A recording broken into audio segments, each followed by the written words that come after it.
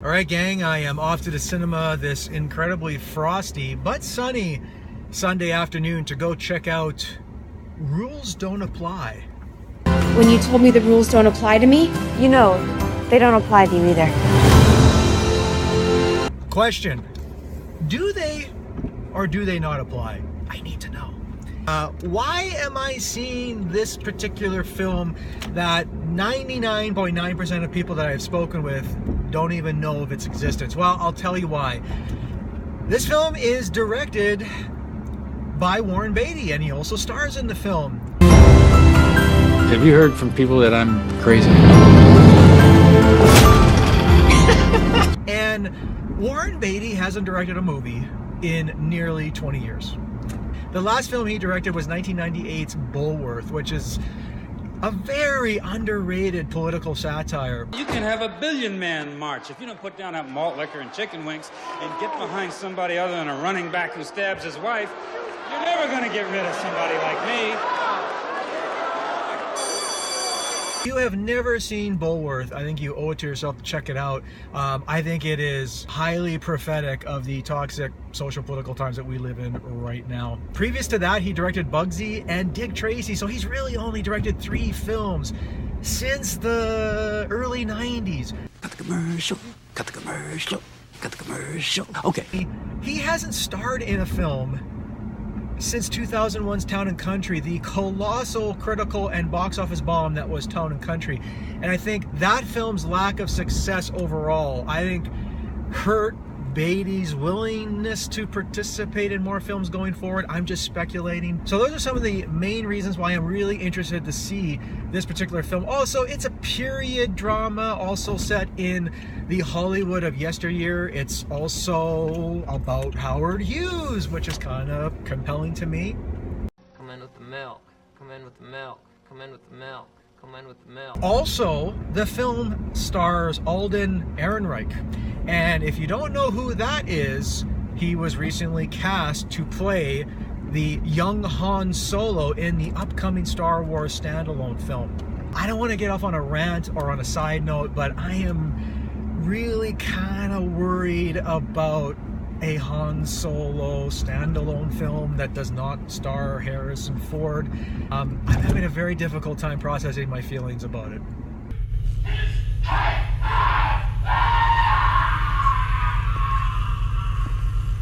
But I digress. This film is not about Alden Ehrenreich, it's not about Han Solo, and it's not about standalone Star Wars films. It is about furthering the career of Warren Beatty, who at a ripe 79 years old triumphantly returns to the movies. So I'm journeying off to the cinema to check this out. I'm gonna watch it and I'll be back with a review.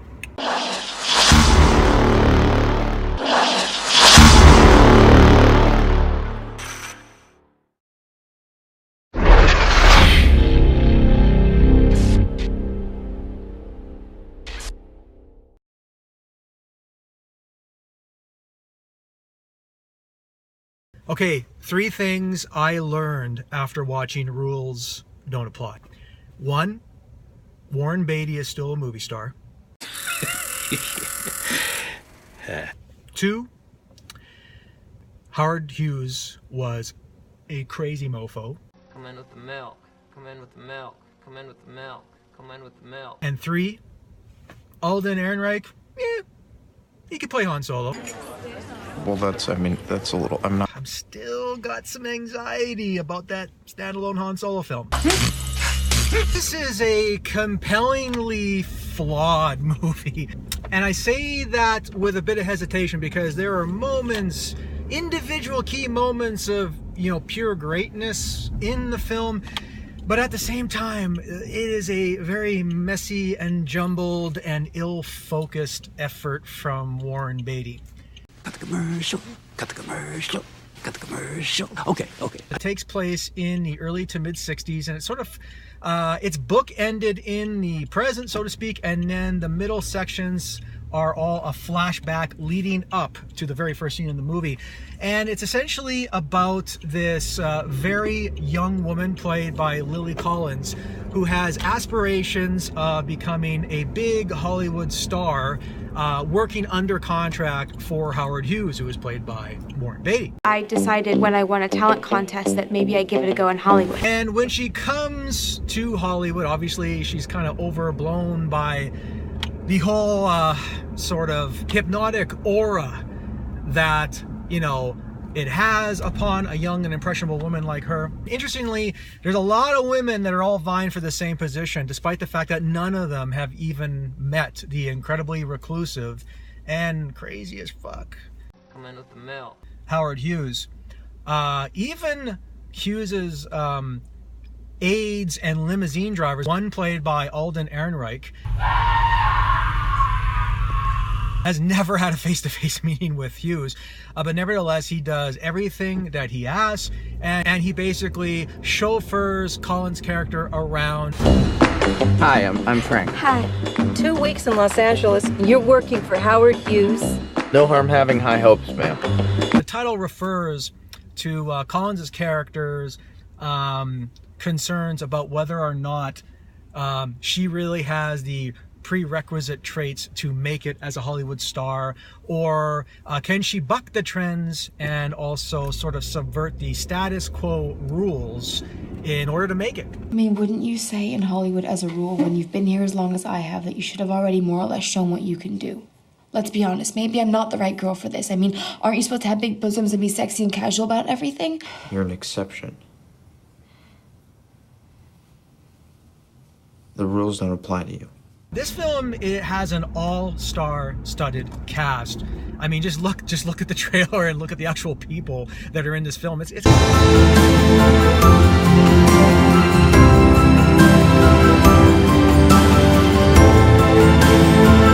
are gifted. That's a testament to Warren Beatty being like a legend in Hollywood. I think he's able to get pretty much any cast he really wants. There's some very strange stylistic choices in this film, and I'm not really entirely sure if that has something to do with the film's limited budget or if it was a purposeful stylistic choice on Beatty's part, but there are many instances where he actually scratched that. There is a shit ton of instances where he uses a lot of archival stock footage, especially for establishing shots, and there's a lot of obvious green screen work in cars as they're driving through Hollywood in various cities. So again, I'm not sure if Beatty is trying to duplicate the look and feel of Hollywood films of old in terms of their production artifice, or whether or not he just had to do this because he simply didn't have enough money to make this movie. I really can't afford to let him make me some kind of a psychiatric case. Also some very strange editorial choices in this film. There are a lot of times where scenes are allowed to play out and play out rather well, and then Beatty just sort of really quickly cuts them and cuts to a completely unrelated scene, and it creates this very jarring pattern throughout the film, and the film just sort of hopscotches from one scene to the next, sometimes without rhyme or reason. I think there's just too much going on in this film. Is it really trying to be a film about Howard Hughes and about Howard Hughes's problematic relationships with not only Hollywood but with the federal government and with TWA Airlines? You want to have a face-to-face meeting with me and then be able to say I'm crazy, and then I'll have to give up control of TWA to them. It's just...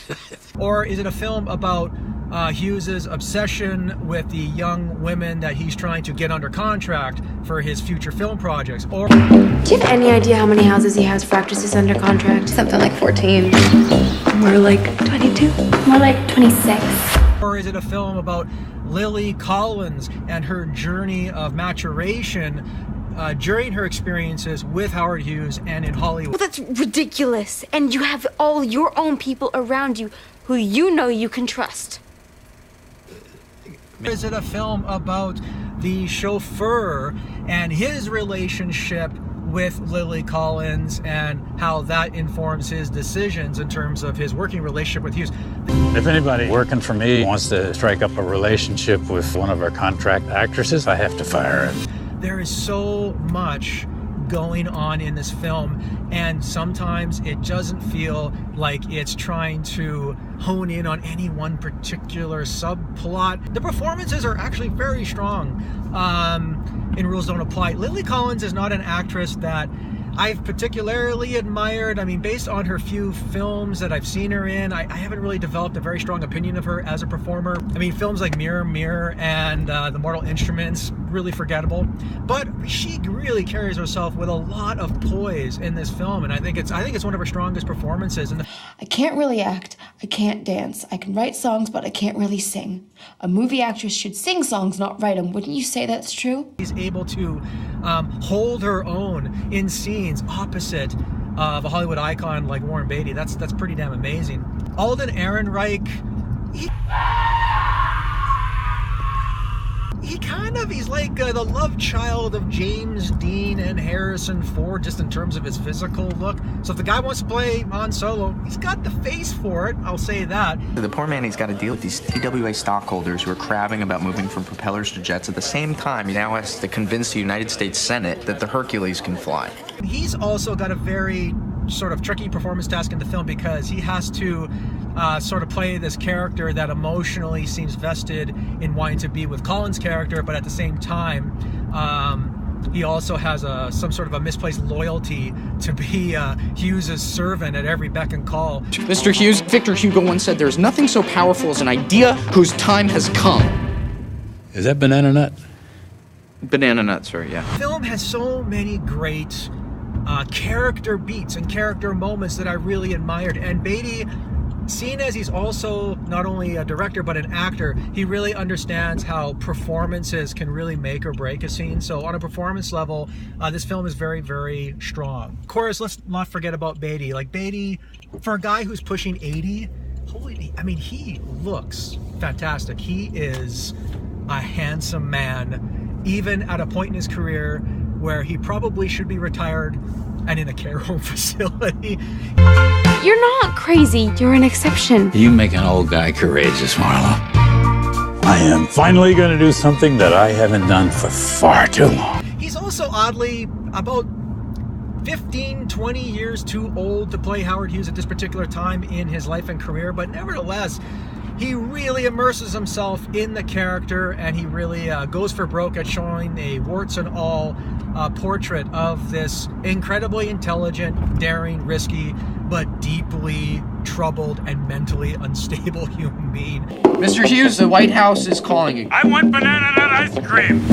Are you not in the desert with me? Is it not hot enough for the desert? Where do I put 350 gallons of ice cream? Part of the pleasure of seeing this film was seeing Beatty just act in a film again, and it's been far too long since his last film appearance. I think that this film doesn't really understand what it's trying to be, and I don't think it really has a firm grasp on what story thread matters the most. You know, ultimately, I think when all is said and done, I would be clamoring to see an entire film about Howard Hughes' life directed by Warren Beatty. I think that would be really kind of incredible. There was a lot that I did admire in Rules Don't Apply, specifically the performances. Love seeing Warren Beatty in a film again. I think that's a welcome sight. And This is Frank's first plane ride. I want to make it memorable. And I think Lily Collins and Ehrenreich, really wonderful young actors that I think have a lot of chemistry, and they had a lot of fine, again, character beats in the movie. It's just the sum of those beats didn't make for a meaningful whole to me. I say rather reluctantly that I can't go out of my way to recommend this movie, despite the fact that there's a lot of elements in the film that are worth seeing. It's just not worthy of big screen consumption. There you go. There you have it. There is my review of Rules Don't Apply. Let me know in the comments below what you thought of the film, if you did see it. Let me know in the comments below what some of your favorite Warren Beatty films are as both a director and an actor. You know, the guy in the booth who's talking to you on a tiny little earphone, he's afraid the guys at Network are going to tell him he's through if he lets the guy keep talking like I'm talking to you. Once again, thank you very much for watching. If you could like this video, I'd really appreciate it. If you could subscribe to my channel, that would mean the absolute world to me. Take care, everybody, and I'll see you at the movies. I'd leave this country and never come back. I'd leave this country and never come back, you know? I'd leave this country and never come back. I'd leave this country and never come back.